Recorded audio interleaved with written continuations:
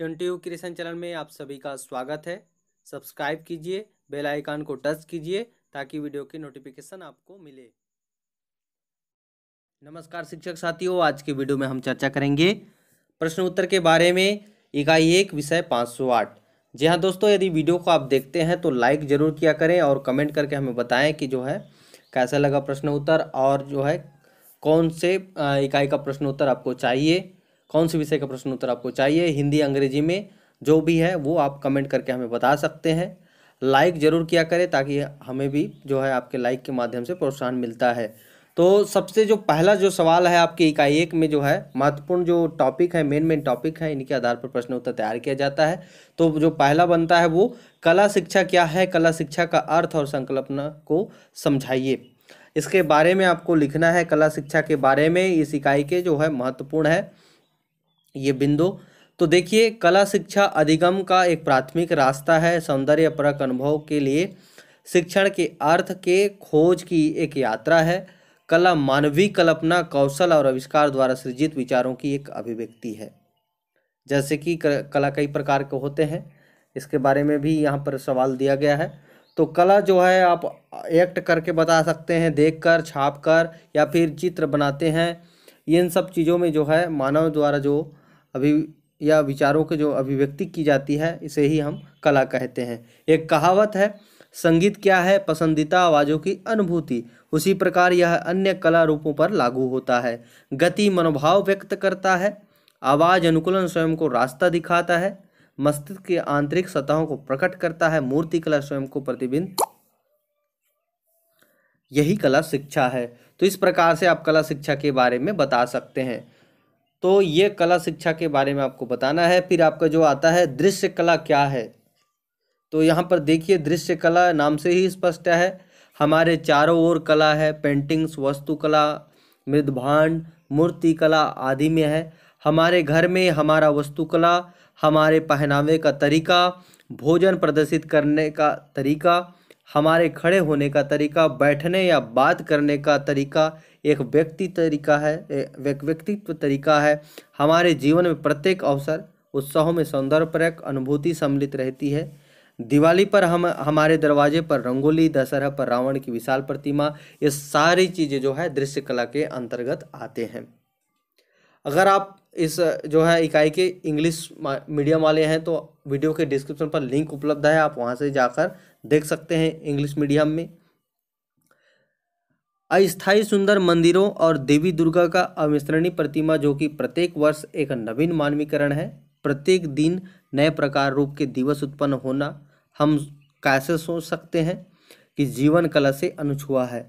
दृश्य कला के विचार और कौशल सांस्कृतिक ज्ञान, परंपरा और प्रथाओं के संचारण में सहायता प्रदान कर सकते हैं।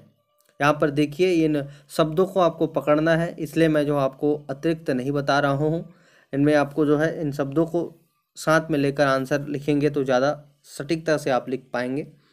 समझने में कि कला कैसे स्वनिर्देशित अधिगम को प्रोत्साहित करता है और बच्चे की सृजनात्मक कौशलों को तीव्र करता है। यह दर्शन को बढ़ाता है और परिवर्तित करता है।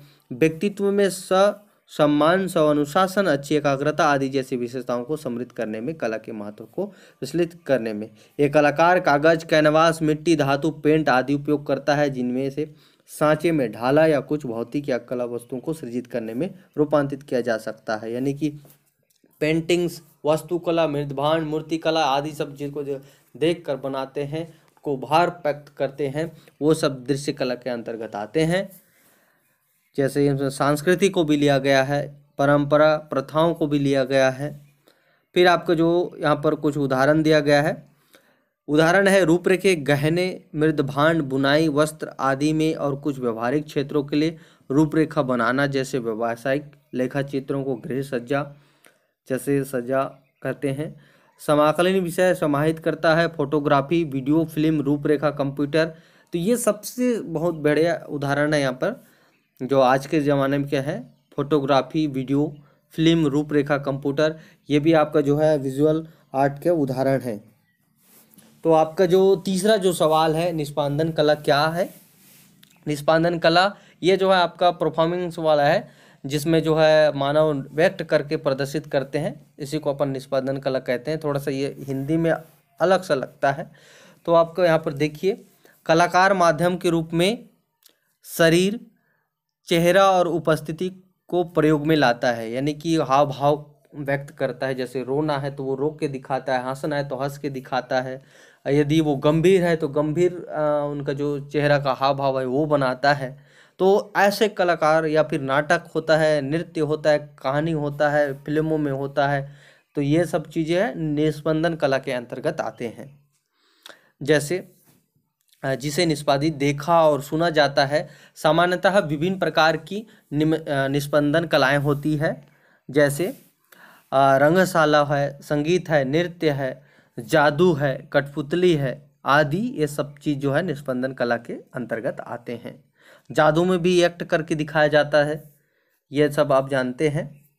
वीडियो को अभी तक आपने अगर लाइक नहीं किए हैं तो लाइक कर दीजिए, वो जो लाइक के बटन है उसको नीला कर दीजिए, और इस वीडियो को अपने 5 नए डीएलएड साथियों तक अवश्य शेयर करें, ताकि उनको भी जो है कहीं से आपको बाज़ार से खरीदने का आवश्यकता नहीं है। इन प्रश्नों को आप तैयारी कर लीजिए। अगर यह जो पॉइंट के आधार पर नहीं भी आता है तो आप इस इकाई से संबंधित कोई भी सवाल आता है तो इन बिंदुओं को यदि आप लिखते हैं तो आपको निश्चित ही अंक दिया जाएगा। इस बात को आप ध्यान में रखिए। फिर आपका आता है प्रारंभिक स्तर पर कला शिक्षा का क्या महत्व है। ये इस इकाई का जो है डीएलएड के आधार पर बहुत महत्वपूर्ण सवाल है कि प्रारंभिक स्तर पर, यानी कि प्राथमिक स्तर पर, प्राथमिक और मिडिल स्तर पर कला शिक्षा क्यों जरूरी है और इसका क्या महत्व है, ये आपको पॉइंट वार हम बताते हैं। तो पहला है कि यह व्यवहारिक अभिरुचि को विकसित करता है और चिंतन को सुसाध्य बनाता है। जैसे कि यदि कोई टीचर कहता है कि भाई आज अगर मैं हवाई जहाज होता तो क्या होता, अगर मैं इसको कहानी पढ़कर सुना देता तो बच्चों को मज़ा नहीं आता। अब इसमें जो है बच्चे अनुभव करते हैं कि मैं अगर आज हवाई जहाज होता तो यहाँ से उड़कर वहाँ मिनटों में चला जाता, सेकंडों में चला जाता, यदि मेरा ईंधन खत्म होता तो और क्या होता। इस प्रकार से वो सोचते हैं। यदि कागज़ को मैं एक पेंसिल बना दूं या फिर कागज़ को जो मैं हवाई जहाज बना दूं तो उसको एक्ट करके दिखाते हैं। तो इसमें जो बच्चे को जो है और अभिरुचि विकसित करता है। सभी योग्यताओं, रंग और लिंग के लोग कला कार्य से जुड़े हैं। कला जाति, मत, धर्म और राज्य, राष्ट्र तथा भाषा की सीमाओं से मुक्त होता है।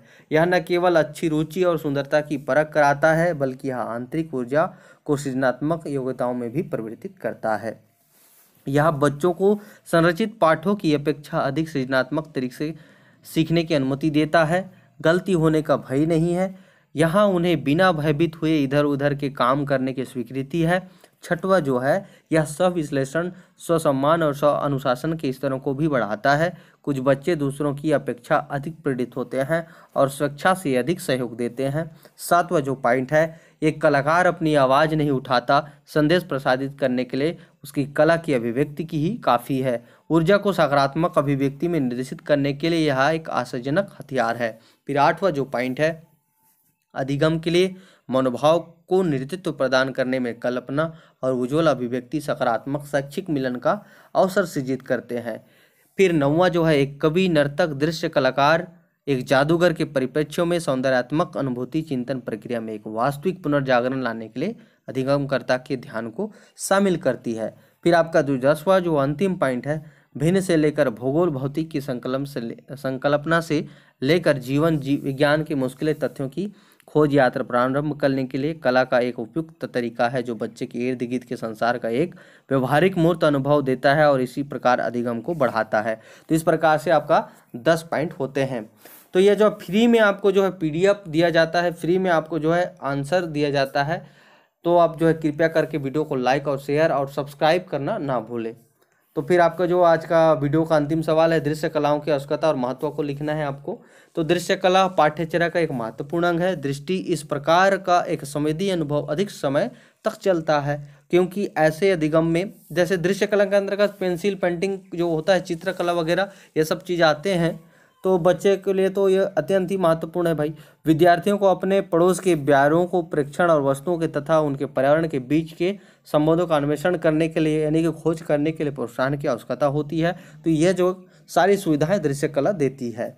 जब बच्चा एक वास्तविक पदार्थ का प्रेक्षेपण या कुछ कल्पना के बाद एक तस्वीर खींचता है तो उसकी संकल्पना अधिक सार्थक होती है। जैसे यदि वो एक पुल का चित्र देखता है तो गांव में एक पुल है, उसका फोटोग्राफी करके वो अगर वो देखेगा तो ज़्यादा वो कहना चाहिए, उसको याद रहेगा कि भाई हाँ मेरे गांव में यह सब चीज़ है।